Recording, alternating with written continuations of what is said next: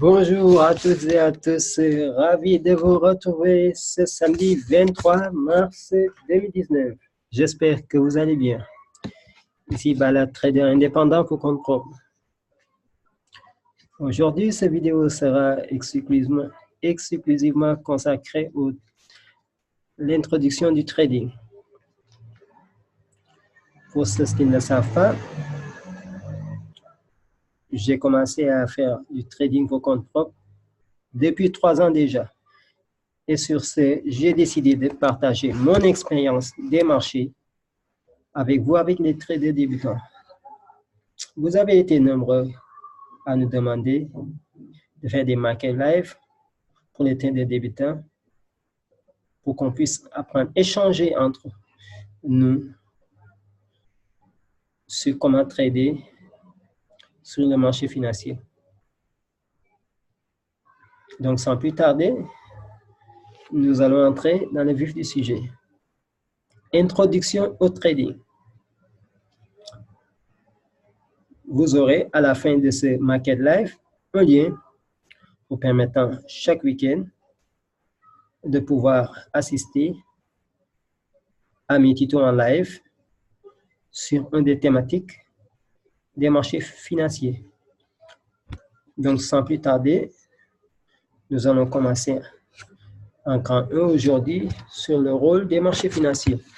Pour ceux qui ont l'habitude de me suivre sur mon blog La Bourse pour tous, nous avions déjà entamé le rôle des marchés financiers et la répétition est pédagogique. Suite à cela, nous allons voir l'organisation des marchés financiers. Comment les marchés financiers sont organisés, quels sont les acteurs, quels sont les compartiments des marchés. Suite à cela, nous allons voir les différents produits des marchés. Donc, pour pouvoir trader sur les marchés financiers, faut-il avant tout savoir quels sont les produits qui existent.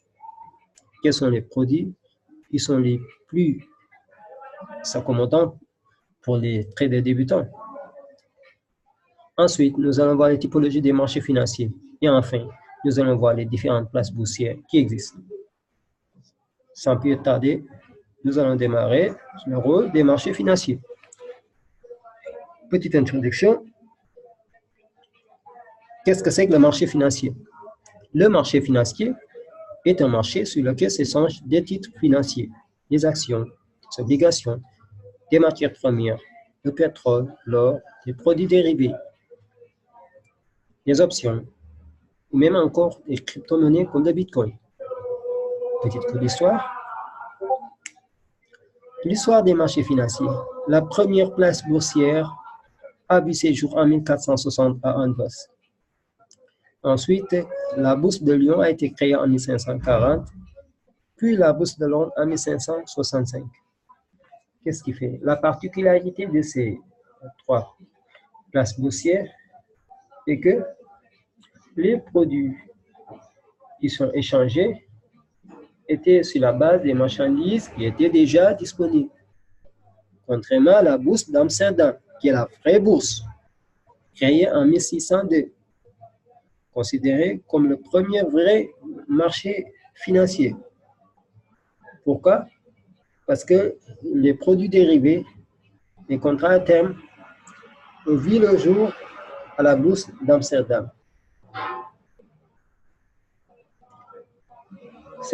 Les produits dérivés permettent de négocier des marchandises, des produits qui n'étaient pas à notre disposition. C'est ce qui fait sa particularité. Ensuite, nous allons voir le rôle des marchés financiers. Le marché financier a pour rôle majeur de financer les États, les entreprises, les collectivités. Le rôle de financement des entreprises trouve une partie des capitaux nécessaires à leur expansion au niveau du marché financier. L'État tout de même comble son déficit à travers les marchés financiers. Deuxième rôle des marchés financiers, les entreprises, les multinationales utilisent maintenant la bourse comme instrument de communication. Nous en avons un exemple. Les semaines passées, les jours passés plutôt, nous avons Apple, l'entreprise Apple, qui a décidé de mettre un nouveau produit vidéo. Donc, la bourse permet à ces instituts multinationales de pouvoir communiquer à travers la bourse. Comme troisième rôle, nous avons un rôle de placement. La bourse permet aux particuliers, aux investisseurs, aux particuliers de pouvoir investir, de faire fructifier leur épargne. Nous allons voir par la suite l'organisation des marchés financiers. Comment les marchés financiers sont organisés? Les marchés financiers sont organisés pour scinder en deux compartiments. Nous avons le marché primaire et le marché primaire. Qu'est-ce que c'est que le marché primaire? C'est la vitrine. Le marché primaire, c'est le lieu où sont émis des titres. Par qui? Par des entreprises, par les collectivités. C'est le marché sur lequel s'organise la rencontre entre les sociétés désireuses, cherchant des financements à leur expansion et les détenteurs de capitaux. Donc, les entreprises qui ont besoin de se financer et les investisseurs qui veulent investir. Ici, le vendeur, les banques, les institutions, les entreprises sont appelés émetteurs. Vendent un nombre précis de titres nouveaux dont le prix est appelé prix d'émission. C'est à ce marché, c'est sur ce marché sur lequel sont initialement échangés les titres issus d'émissions nouvelles. Par la suite, nous avons le marché secondaire. Les titres précédemment émis sur le marché primaire vont alors s'échanger sur le marché secondaire. Nous allons voir que le marché secondaire est souvent appelé marché d'occasion parce que c'est le marché sur lequel se rencontrent les investisseurs souhaitant céder le titre et ceux qui désirent les acquérir. Ce marché existe parce que les actifs boursiers, les actions, les obligations peuvent être achetés et vendus par les investisseurs après leur émission. Donc, à la suite de cela, nous avons la loi de l'offre et de la demande. Où un prix, à un moment donné, en instant T,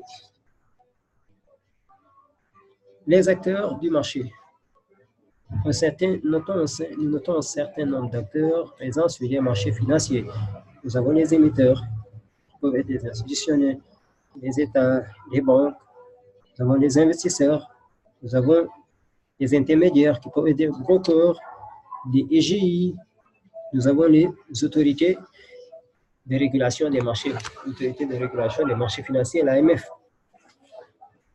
Nous avons aussi en Afrique le Conseil régional, le pan des marchés financiers.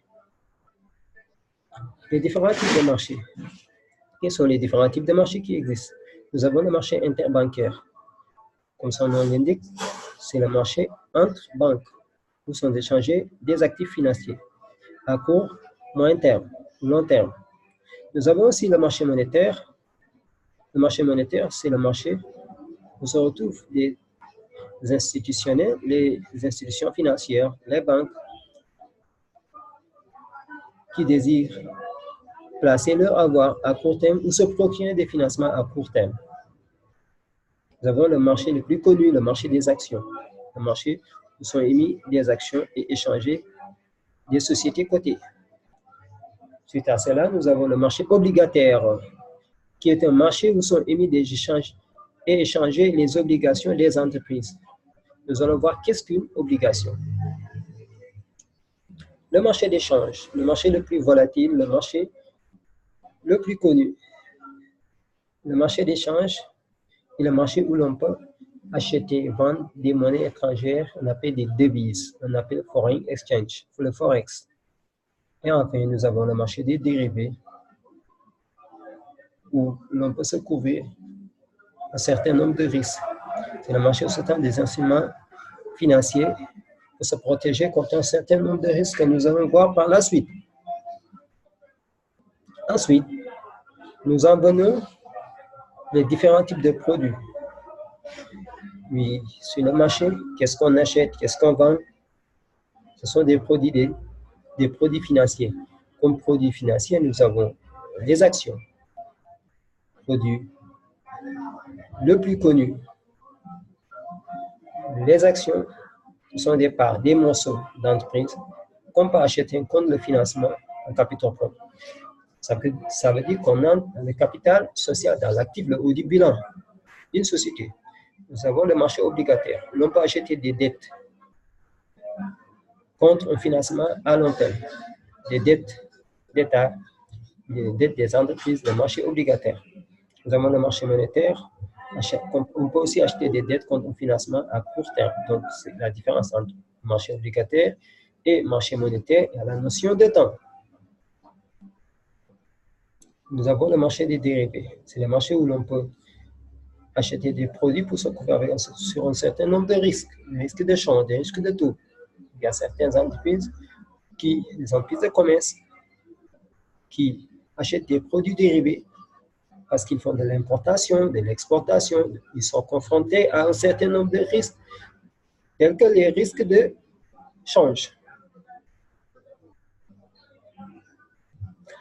Ensuite, nous avons le marché des devises, le marché le plus connu par les traders débutants, le marché le plus connu, le marché le plus liquide, le Forex. On peut acheter une monnaie, vendre une monnaie, acheter de l'euro, du dollar, la livre sterling, le yen japonais, la livre turque, etc.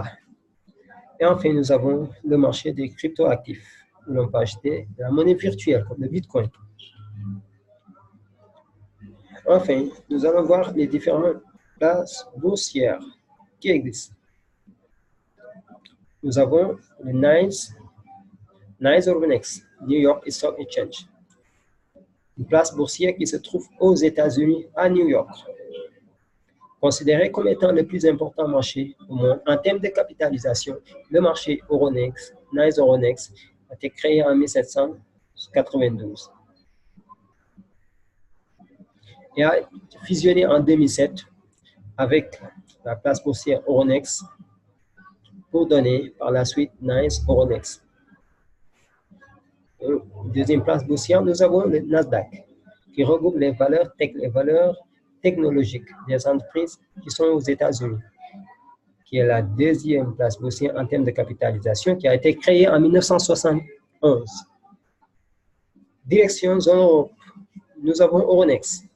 Euronext qui est regroupé en 2003 marchés réglementés, à savoir le CAC 40, la bourse d'Amsterdam et la bourse de Bruxelles. Mais en 2013, nous avons International Exchange qui a décidé de racheter Euronext,